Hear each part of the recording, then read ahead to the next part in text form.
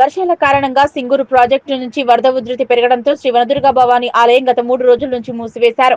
ఆదివారం రోజున పాపన్నపేట మండలం ఎల్లాపురి బ్రిడ్జి వద్ద వరద ఉధృతిని కలెక్టర్ రాహుల్ వచ్చి పరిశీలించారు. రోజున కలెక్టర్ క్షేత్రస్థాయి పర్యటనలో భాగంగా పాపన్నపేట మండలం ఎల్లాపురి బ్రిడ్జి వద్ద ప్రవాహాన్ని పరిశీలించారు.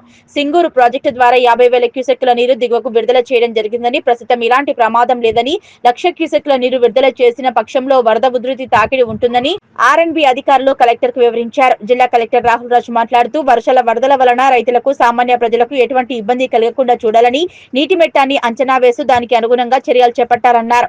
ఈ కార్యక్రమంలో సంబంధిత అధికారులు పాల్గొన్నారు. దాంట్లో మాక్సిమం మనం ఇది ఒకటి సార్ కంటిన్యూస్ ఇదంతా ఇది అల్లు పడుతుంది కదా, తక్కువ ఉండే సార్ ఇప్పుడు ఎక్కువైపోయింది. వాటర్ వస్తుంది సార్, ఇది మొన్న తక్కువ వాడలేదు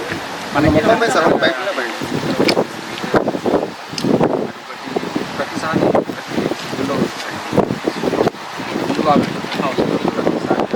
అక్కడ ఇదే వాటర్ అక్కడ పోతుంది కొత్తపల్లి ఇదే బాగా అక్కడ ప్రపోజ్ చేస్తుంది.